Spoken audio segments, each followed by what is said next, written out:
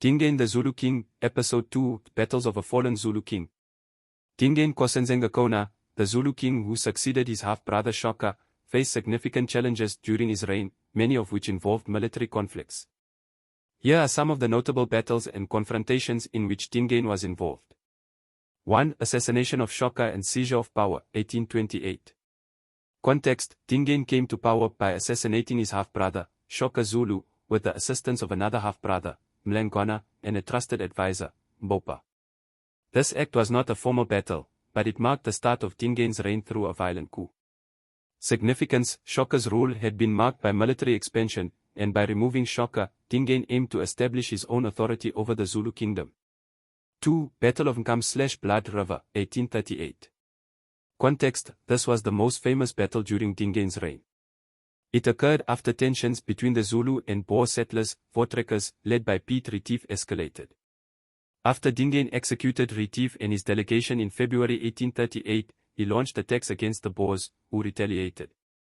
Details: on December 16, 1838, Dingane's forces confronted about 470 Voortrekkers, led by Andries Pretorius, at the Ncome River.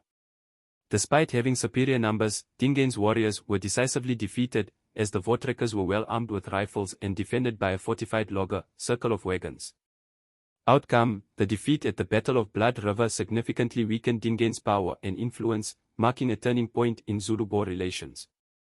3. The conflict with the Nwandwa, 1838–1839. Context: after the Battle of Blood River, Dingane's position became increasingly precarious, not only because of the Boers but also due to internal strife. One of his rivals was Mpande, another half-brother, who sought support from the Nwandwa, a Zulu rival group. Details: in 1839, Mpande defected to the Boers, forming an alliance against Dingane. Mpande and his Boer allies engaged Dingane in several conflicts, eventually leading to his downfall. Outcome: the combination of internal rebellion and external pressures weakened Dingane's reign. He was unable to maintain control over his kingdom.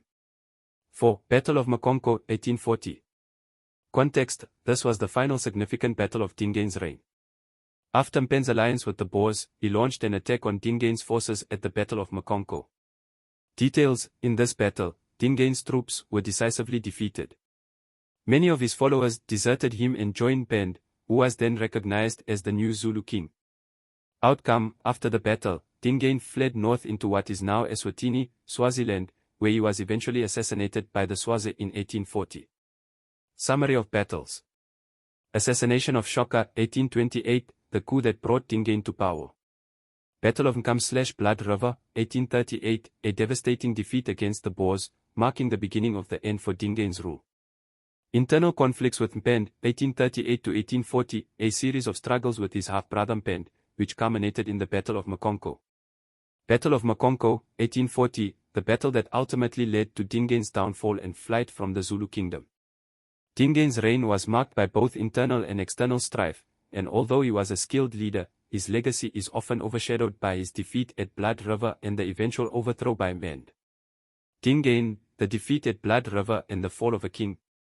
This title emphasizes the pivotal nature of the Battle of Blood River in Dingane's downfall, capturing both the battle itself and its long-term consequences for his reign. At the Battle of Blood River, December 16, 1838, Dingane's forces suffered a significant defeat at the hands of the Voortrekkers, or settlers, led by Andries Pretorius. Here's what happened in detail. Background. The battle was a result of escalating tensions between the Zulu kingdom, under King Dingane, and the Voortrekkers, who had entered Zulu territory to negotiate land settlement agreements. Dingane initially appeared to welcome these negotiations, but after a misunderstanding or deliberate manipulation, he ordered the execution of Piet Retief and his delegation of about 70 Voortrekkers. This betrayal ignited hostilities between the Zulu and the Boers. The battle. Dingane gathered a large army of about 10,000 to 15,000 Zulu warriors to attack the Boers, who were encamped at the Ncome River. The Boers, numbering only around 470, fortified themselves by creating a logger, a defensive circle of wagons. The Zulu warriors, using traditional weapons like spears and shields, launched several waves of attacks against the Boer camp. However, the Boers were armed with rifles and had positioned themselves strategically within the logger, using it as a defensive fortress. The Voortrekkers' superior firepower and defensive position proved decisive. As the Zulu forces charged repeatedly, they were met with heavy gunfire, and each assault was repelled with significant Zulu casualties. Outcome for Dingane. Dingane's forces were decisively defeated in the battle, with an estimated 3,000 Zulu warriors killed. The battle was named Blood River, because the Ncome River was said to have turned red with the blood of the fallen Zulu warriors. The defeated Blood River weakened Dingane's military and political power, as it not only shattered his forces but also undermined his authority within the Zulu kingdom. The Voortrekkers gained significant influence after the battle, and the Zulu lost control over key territories. Aftermath for Dingane. In the months following the battle, Dingane faced internal challenges. His half-brother, Mpande, defected to the Voortrekkers and led a rebellion against him.